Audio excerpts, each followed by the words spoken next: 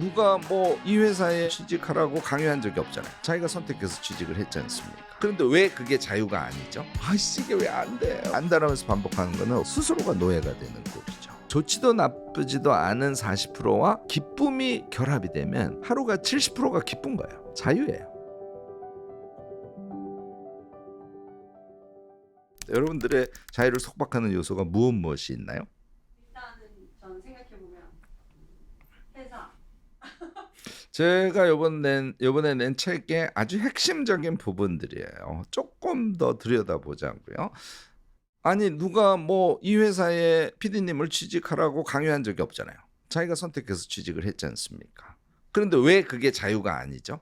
이거는 대한민국 국민의 적어도 95%는 다 느끼는 모순된 감각이에요. 그러면 설명 변수는 이거 하나 있죠. 그 선택은 뭐 예를 들어서 나의 대학 성적, 뭐 여태까지 삶을 살아오면서 우연히 현재의 나를 만든 여러 요소들이 있을 텐데 그 연장선상에서 나는 이런 취직을 했고 그 취직은 내가 선택한 것이지만 다니다 보니까 짜증나. 뭐 이 상태인 거잖아요. 일단 1단계. 요걸 제가 자유신호등이라고 부르는데 제가 이제 기록학자니까 지금 같은 문제의식이 들면 기록의 서식을 쭉쭉쭉쭉 만드는데 너무너무 심플해요. 자기가 아침에서부터 저녁 때까지 한 일을 쭉쭉쭉쭉 써보세요. 거기에다가 신호등을 붙여보는 거예요. 아, 내가 완전히 나의 주체적인 욕구 판단에 의해서 그 행위를 한 거. 당연히 초록불이죠. 나는 사실 하고 싶지 않았는데 그거를 할 수밖에 없어서 한 거. 당연히 빨간불이죠. 나도 그다지 싫지는 않았지만 그렇지만 완전히 나의 주체적 선택은 아니고 뭐 약간 강요받은 측면도 있어. 요런 거는 노란불. 요거를 표시해 보지 않습니까? 하루에 내가 예를 들어서 5개를 썼는데 초록불이 2개 이상 되지 않으면 어떻게 평가하면 될까요? 네, 부자유의 삶을 살고 계신 거예요. 이렇게 해서 여기서 한 걸음 더 나갈 수 있어요. 얘를 여러분들이 한 달은 기니까 일주일 했다고 칩시다. 그럼 뭐가 나올까요? 네, 나의 부자유의 패턴이 나옵니다. 그러면 그런 인식을 토대로 해서 내가 부자유롭게 행위하고 있는 것의 원인 분석하고 그 안에서의 자유의 길을 찾으셔야 돼요. 요건데 사람이 생각을 깊게 하면 이런 구분이 가능하다는 거예요. 원래는 한나 아렌트의 정리입니다. 내가 여기서 지금 일을 하는 게 노동인가? 영어로 레이버예요. 그냥 뭐 나에게 주어진 영역에서 내가 일을 그냥 하고 있는 거 이거 워크라 그래요. 내가 지금 이 하고 있는 것이 내가 추구하고자 하는 가치를 실천하고 있는 행위인가? 한나한테 이걸 액트라고 했는데 이러면 잘 전달이 안 돼서 제가 약간 변형해서 프랙티스라고 합니다. 안젤라 더커스 그리스에도 이 얘기가 그대로 나와요. 안젤라 더커스가 벽돌을 쌓고 있는 3사람이 있어요. 뭐 하세요? 그랬더니 벽돌을 쌓고 있어요. 레이버를 한 거죠. 그 다음에 두 번째 사람한테 뭐하니? 그랬더니 교회를 짓고 있어요. 세 번째 사람한테 뭐하니? 그랬더니 하느님의 성전을 짓고 있어요. 이렇게 답변을 했습니다. 우리가 뭘 해야 된다고요? 네, practice. 하느님의 성전을 짓는 노동을 지금 하고 계시다면 현재의 노동은 자유다 아니다. 자유예요. 기본은 현재 자신이 하는 일에 가치 부여를 하는 행위부터 하셔야 됩니다. 자, 이제 문제. 하여튼 어쩌다가 내가 이 회사에 들어오긴 했는데 마음에 안 들어도 너무 안 들어. 일의 종류도 마음에 안 들고 특히 내 바로 위에 직속 상관은 짜증 제곱이야. 정말 미치겠어. 이러신 분들이 계시거든요. 준비하시기 바랍니다. 이직을. 그러니까 병행의 삶을 사셔야 돼요. 그래서 저는 대학을 그만둘 꿈을 나이가 61가 됐을 때 이제 내가 대학을 떠나야겠다. 그러니까 퇴임을 4년 남긴 시점이죠. 그때부터 준비를 했어요. 그래서 유튜브에 유자도 모르던 제가 유튜브를 시작을 했고요. 그러니까 적어도 3년 내지 2년 정도는 병행의 삶을 살면서 내가 얘를 때려쳐도 현재 새롭게 하는 내 일을 통해서 현재 받는 월급만큼은 내가 경제적 수입을 얻을 수 있어라는 확신이 들면 자기 프랙티스의 길로 가야 되는 거예요. 자, 문제는 그 매 순간의 자유감이 나에게 올 것이나 이제 이것이 좀 궁금하시고 답답하신 거지 않습니까? 좀 참으세요. 제가 한 가지 권하는 거는요. 주무시기 전에 하루를 꼭 회고하시기 바랍니다. 그런데 그냥 머리로 회고하시면 안 돼요. 아침부터 저녁까지 꼼꼼하게 써보세요. 아침부터 저녁까지 자기가 한 일, 느꼈던 감정 등을 쭉 시간 순으로 나열해서 써보는 거 많이 걸리면 5분이에요. 근데 요 하나가 큰 변화를 여러분들께 줄 겁니다. 내가 그 순간은 사실은 인내하는 느낌이었어. 밤에 와서 생각해 보니까 그게 인내가 아니라 그 인내 시간이 조금 지나니까 나에게 그것이 기쁨이었네. 이 긍정의 생각이 하루 전체를 회고하시면 무럭무럭 자라나요. 교수님 그런 말 하지 마세요. 교수님은 지금 편한 상태라서 그렇죠. 저는 하루가 지옥이에요. 인간관계, 일, 뭐 심지어는 점심도 내가 먹고 싶은 걸 먹어야 되는데 그놈의 부장 눈치 보느라고 맛도 없는 그 음식을 먹는 내가 한심했어요. 이건 왜 그러냐면 다 써보지 않으셔서 그래요. 정말 나쁜 일이 많이 발생했을 때 30%, 나머지 40% 정도는 그냥 좋지도 나쁘지도 않은 일들, 나머지 30%가 기쁨이에요. 그래서 좋지도 나쁘지도 않은 40%와 기쁨이 결합이 되면 하루가 70%가 기쁜 거예요. 자유예요. 그런데 나쁜 거 30%가 심리적으로 더 뇌리에 박힙니다. 그러니까 생각을 체계적으로 하루를 정리해보지 않는 사람은 나는 오늘은 개판이야, 꽝이야, 짜증나 죽겠어. 그럼 나머지 40%까지 짜증난 하루가 되니까 자신의 하루는 짜증나고 더 나아가서는 나는 이생망이야 이렇게까지 가시는 거예요. 삶이 너무 힘들고 지치고 그러면은 엄두가 안 난다고 해야 되나요? 물론이죠. 그런데요, 삶이 힘들고 지치고 시간이 없고라는 표현이 생각보다 무지하게 추상적인 표현인 거 혹시 느낌이 오세요? 제일 대표적으로 내가 무기력감이 오거나 기타 등등 해서 그냥 버리는 시간, 예를요 여러분들이 일주일 계산해 보면 엄청날 겁니다. 제가 한 15년 전에 이 시간 문제 때문에 제가 그때가 이제 제일 교수되고 제일 바쁠 때였어요. 그래서 너무 힘이 들어서 이건 좀 아니다 하고 시간 가늠을 하려고 일주일 정도 저의 시간을 적어봤거든요. 버리는 시간이 몇 프로일까요? 네, 50%였어요. 잠을 줄이는 게 아니고요. 자기의 시간의 효율적인 사용을 잘 설계를 하면 아무리 현실이 고달퍼도 저는 시간은 충분히 있다고 생각해요. 그러면 결국은 뭐가 문제일까요? 내가 무엇에 자유를 속박받고 있는지에 대한 정확한 인식하고요. 그 다음이 어려워요. 내가 뭘 정말 하고 싶은지를 사실 이 사회는 잊고 살게 만들거든요. 그래서 이 한국의 교육 체계의 핵심적인 문제가 뭐냐면 서열 사회를 강요하는 거예요. 너무너무나 잘 아시죠? 시험 보시면 등수가 있고요. 대학 입시는 완전히 서열의 표상이죠.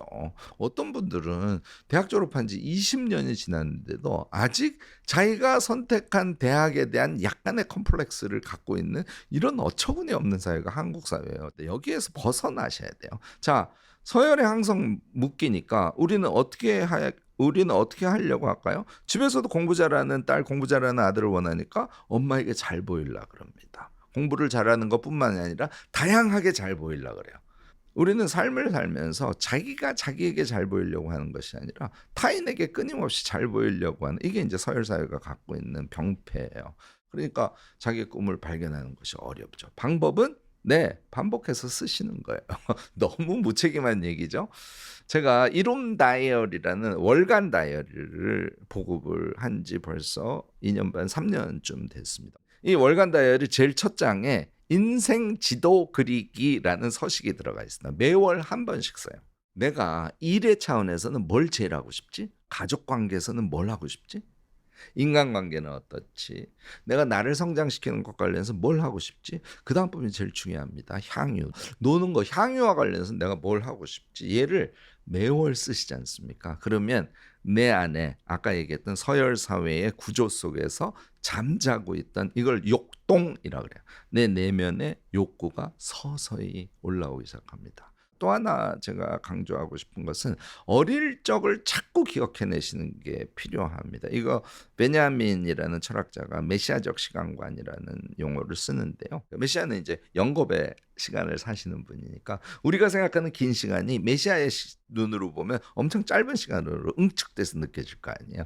우리의 어릴 적의 원망들, 바람들, 얘가 지금에 가까이 있는 상태가 되면 내가 뭘 하고 싶군, 내가 뭘 잘하는군, 내가 뭘 하면 행복감을 느끼는군, 이런 것이 훨씬 더 생생하게 느껴지게 돼요. 이게 돼야 내가 현재 다니는 직장이 맞구나, 맞지 않구나, 그것을 판단을 할 수 있는 거예요. 자기 중심이 있어야 판단을 할 수 있는 거니까. 심플하게 얘기하면 한국 사회는 아직 빈부의 격차가 너무 심하기 때문에, 특히 이제 한국의 현재 젊은 분들의 노동은 저평가돼 있다고 저는 생각이 아니라 확신해요. 그리고 월급 격차가 너무 분야별로 크고요. 이제 그런 부분들이 사회 구조적으로 뭐 미래지향적으로 좀 바뀌어 가야죠. 근데 그거는 우리가 지금 바꿀 수 있는 게 아니잖아요. 여기서 꼭 제가 드리고 싶은 것은, 저는 이상한 속담이 있다고 생각해요. 계란으로 바위치기. 계란으로 바위를 쳐야 바위가 깨집니다. 근데 이 페르낭 브로델이 무슨 얘기를 하냐면, 우리가 역사를 바라볼 때 표층에 있는 거, 이게 일종의 사건 같은 거야. 중간층에 있는 거, 이게 이제 구조 같은 거예요. 구조가 작동해서 어떤 사건이 생기죠. 여기까지는 우리가 잘 이해를 하지 않습니까? 그런데 브로델은 그 밑에 심층이 있다는 거예요. 사람들의 마음속 바램, 습속, 그러니까 생활 습관, 이런 것들이죠. 뭐 예를 들어서 달나라에 가고 싶어, 이런 마음을 전 세계 인류가 다 하고 있어요. 걔는 언젠가 반드시 된다는 거예요. 그래서 결국은 이 심층의 세계가 구조를 장기 지속적 관점에서는 결정을 하고요. 구조에 의해서 표층에 있는 사건들이 결정이 된다는 거예요. 아니, 구조 때문에 내가 월급을 조금 받으니까 내가 경제적 삶이 부자유로운데, 구조가 내가 마음대로 바꿀 수 없는 거잖아요. 아니에요. 바꿀 수 있어요. 그래서 여러분들은 구조를 바꾸는 행위를 반복적으로 해주셔야 됩니다. 반복적으로 하면서 현재 상태를 수용하면, 그냥 수용하는 게 아니죠. 장기적으로는 개선의 가능성을 열어놓고 그 개선을 위한 자신의 노력, 그리고 당장 바꿀 수 없는 구조의 산물에 대해서는 자기 수용. 더 잘하고 싶은 저의 욕심을 네. 채우고 싶은데 네. 그게 안 돼서 자유롭지 못한 것. 그게 이제 내부의 감시자 또는 규율자라고 칭하고, 요컨대 자신이 바라는 자신이 현재 자신을 부자유롭게 만드는, 선생님이 이 일을 잘하고 싶다는 그걸 제가 역동이라 그랬지 않습니까? 그 잘못이에요? 아니면 그 일을 잘 못하고 있는 현재 선생님의 잘못이에요? 그렇죠. 그 점이 선명하면 역동과 현실의 갭은 어떻게 하면 된다? 메워가면 되는 거 아닙니까?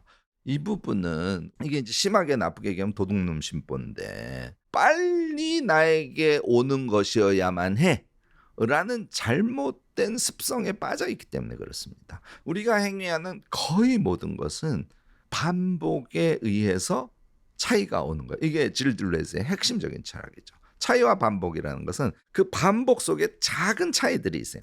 걔들이 쭉 쌓이고 우리가 이제 그걸 임계점이라고 하지 않습니까? 쌓인 것이 임계점을 넘으면 툭 하고 올라가는 거예요. 인생 질문의 조회수.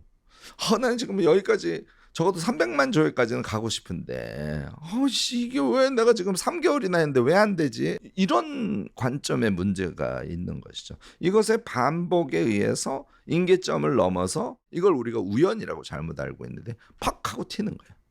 반복에 의해서 어느 시점에 임계점에서 오는 그 차이의 존재, 그것을 성실하게 하면서 기대하면서 살아가는 것, 또는 이게 왜 안 돼요 막 이러면서 안달하면서 반복하는 거는 완전히 차이가 나죠.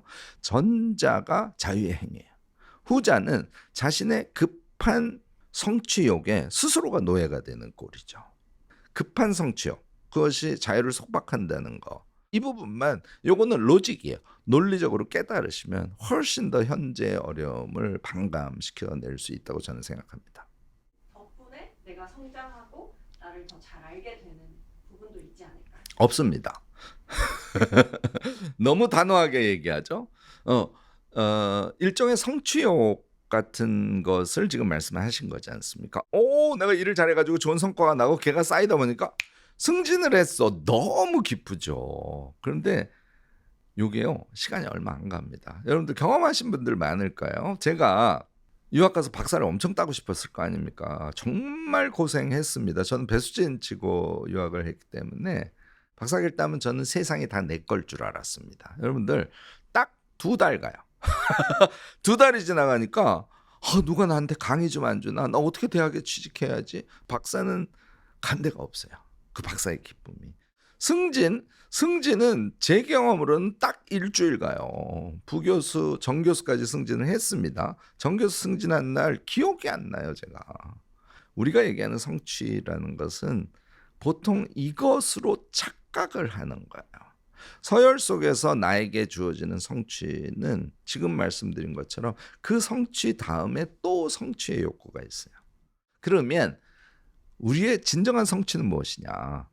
내가 하고 싶은 것을 했을 때 오래 가요. 돈으로부터는 자유로운 순간이 올 수 있을까요? 제가 예를 한번 들어볼게요. 제가 사실 이걸 엄청 권유하는 건 아닌데 나도 주식이라는 걸 한번 해봐야지 이런 생각이 들었어요. 그러니까 장기적으로 경제적 자유를 얻는데 하나의 선택을 했다고 칩시다. 이 주식을 준비하는데 내가 깜짝 놀란 거는 공부를 안 하고 주식을 하더라고요. 이건 놀랄 일이에요. 지금은 다 이 금리 기타 등등의 이 사이클, 주식이 이제 높아졌다가 낮아졌다가 이 사이클을 예측해서 투자하는 것이 메인인 줄 착각하고 있어요. 그걸 이제 경기순환주라고 하는데 그거는 주식 투자의 메인이 아닙니다. 주식 투자라는 거는 가능성이 높은 회사에 내가 그 회사에 일정 지분을 갖는 사람으로 참여를 해서 그 회사가 성장하면 나는 돈을 버는 것이고 이런 거잖아요. 얘를 공부를 안 하니까 자꾸 경기순환주에로만 눈이 가는 거예요. 그러니까 막 하루 종일 직장에서도 주식 앱을 계속 보고 있어요. 여러분들 보시기에 어떻습니까? 제가 방송에서 이런 용어 써도 될까 모르겠지만 너무 쪽팔리지 않아요? 세상에 쪽팔리고 자기 자신에 쪽팔리지 않습니까? 이런 걸 안 하려면 공부를 하셔야 돼요. 자, 공부를 해서 주식 투자에 대한 준비가 이제 되어가고 있어요. 그러면 이제 시드머니가 있어야 되잖아요. 안 그래도 먹고 살기 힘들어 죽겠는데 시드머니를 어떻게 준비합니까? 나는 지금부터 점심을 도시락을 싸가지고 가서 밥을 먹을 거야. 적극적 절약이죠. 놀랍게도요. 이 적극적인 절약을 처음에 하면은 약간 부끄러움도 있고 그렇습니다. 그런데 점심 한 끼를 안 먹어서 예를 들어서 그것만 가지고 한 달에 40만 원이 저금이 됐어요. 20만 원이라도 좋아요. 여러분들 그게 한 달 누적됐을 때 여러분들께 주는 기쁨의 사이즈를 혹시 경험해 보셨을까요? 죽지 못해 가난하게 사느라고 내가 17,000원짜리 점심을 먹고 싶은데 오늘은 할 수 없이 9,000원짜리를 먹었어. 내 인생은 왜 이러지? 이렇게 생각하는 거하고 9,000원짜리 점심도 아니고 원가 2,500원 드는 내 도시락을 내가 돈 때문에 싸가서 그걸 먹고 그다음에 그것에 의해서 성과가 났어요. 이 절대적 절약은 굉장히 다양한 곳에서 할 수 있습니다. 자신의 경제적 삶의 규모를 스스로 어떻게 선택하느냐에 따라서 나는 경제적으로 풍요로운 사람이기도 하고 나는 경제적으로 너무 불편한 사람이기도 한 거예요. 경제적 미니멀라이즈를 여러분들이 주체적 선택으로 할 수 있다면 현재 나의 수입이 너무너무나 적어 이렇게 생각 안 하실 수 있습니다. 현재 월급이 너무 적어. 그거는 여러분들이 결정할 수 있는 게 아니잖아요. 그래서 그 현실은 수용하고 수용한 상태에서 주체적 경제의 자유감 이것을 좀 적극적으로 신경 쓰시기를 권해요. 그 태도를 바꿀 수 있는 방법을 만약 추천해 주신다면 당장의 실천이 중요해요. 근데 당장의 실천을 할 수 있는 제일 좋은 방법. 아침에 여러분들이 아침을 플래닝하죠. 아침에 어느 정도 계획은 세우지 않습니까? 이거 안 하시는 분들은 큰일 나요. 이거는 꼭 하셔야 됩니다. 근데 너무 장황하게 쓰려고 그러면 플래닝 하는 것 자체가 부담이니까 그렇게 하지 말고 자기 하루의 전략 방향을 세운다라고 생각하고 쓰세요. 요때 나의 자유 실천 한 가지. 얘를 매일 좀 제발 얘는 제 얘기 좀 꼭 들어주시기 바랍니다. 매일 아침에 한 가지씩만. 예를 들어서 PD님 같으면 아침에 오늘은 내가 구 대표님한테 가서 내가 이걸 하고 싶어요 라는 나의 주장을 반드시 한 번이야 하고야 말겠다. 이렇게 쓰고 아침을 시작하시는 거예요. 실패할 때가 많이 있죠. 아침에 썼는데 그걸 잊어버리기도 하고 하려고 실제로는 그 현장에 가보니까 용기가 안 나서 못 하실 수도 있고 얘를 매일 한다고 생각해 보세요. 어떻게 될까요?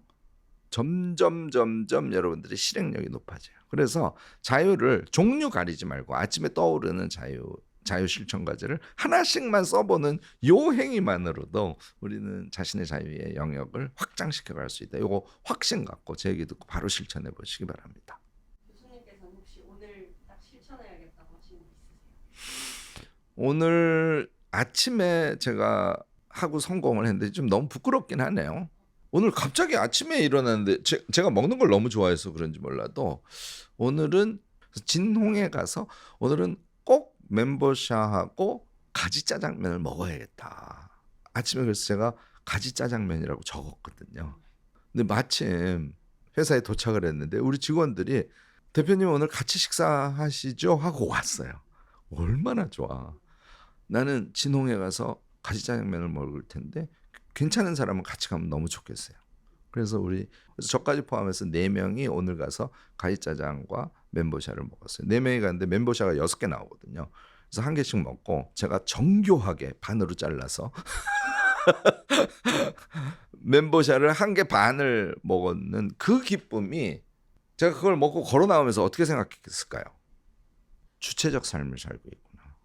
우리가 얘기하는 추상 가치가 우리랑 자꾸 멀다고 생각하시고 그걸 자꾸 실제로 추상적으로 생각하시는 거예요. 이 습관부터 우리가 저는 버려야 된다고 생각합니다. 저는 그냥 짜장면 하나 먹은 것으로 주체적 삶을 사는 김익한 이 느낌을 받아요. 그러면 교수님께서는 지금 자유로우신 상태이신가요? 네, 엄청. 일단 아침에 일어나면 같이 일어나시는 분들이 계시잖아요. 대부분 계시죠. 저도 여성 한 분이 계신데 그로부터 완전히 자유로워요. 이게 이제 자유의 핵심이거든요. 결국은 가족으로부터 자유, 이게 자유의 저는 출발이라고 생각해요. 2박 3일 혼자 여행을 다녀오세요. 이걸 못해요. 그래서 아니 2박 3일 여행을 왜 못 갔다 와? 그러면 안 되는 이유가 100가지예요. 그중에 대표적인 하나가 우리 아이들, 우리 남편이 굶어요. 이런 얘기예요.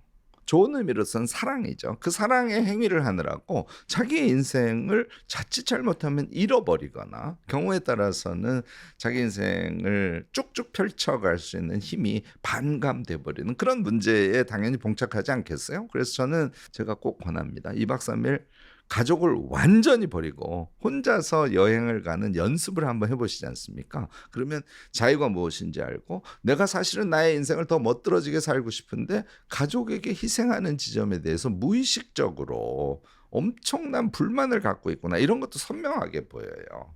이게 누적됐을 때 우리의 병폐 구조가 우리를 속박하고 서열 사회 속에서 스스로의 왜곡된 그런 감시자로서 우리 스스로 우리 내부에서 우리를 속박한다니까요. 이런 감각으로서의 자유를 반복 경험하고 누적시키는 것. 그것이 우리가 자유의 삶을 살아가는 실질적인 실천의 방향, 실천의 방법입니다. 저는 오늘 자유 얘기를 엄청 많이 해서요. 조금 엉뚱한 얘기를 인생 질문으로 꼭 남기고 싶은데요. 여러분들은 지금까지의 삶에서 가장 만나고 싶었던 사람이 혹시 있으신가요? 그 사람을 지금 다시 찾아서 만날 용기를 갖고 계신가요? 사실 우리가 인간관계에서 주체성을 상실하고 있다는 것을 한번 생각해 보시라는 의미에서 이런 말씀을 드렸어요. 그런데 그 비주체적인 만남 중에서 우연히 내가 되게 저 친구가 너무 좋은데 하는데 내가 너무 샤이해서 초등학교 때 중학교 때 또는 앞에 전 직장에서 다가가지 못한 그런 사람들이 있어요. 얘가 뭐라고? 인간관계의 핵입니다. 자유로운 인간관계라는 것은 그런 사람을 찾아서 적극적으로 만나는 거예요. 그와 마음의 사랑을 나누는 거죠. 꼭 남녀 간의 사랑이 아니라도 우리가 인생을 살아가면서 관계에서의 자유, 이게 우리에게 굉장히 큰 행복감이거든요. 오늘 여러분들께 남기고 싶은 질문은, 여러분들 그동안 내가 정말 만나고 싶었던 사람이 있으신지요? 지금 그 사람을 찾아서 만나려고 하는 노력을 하실 수 있겠는지요? 라는 질문을 꼭 남기고 싶습니다.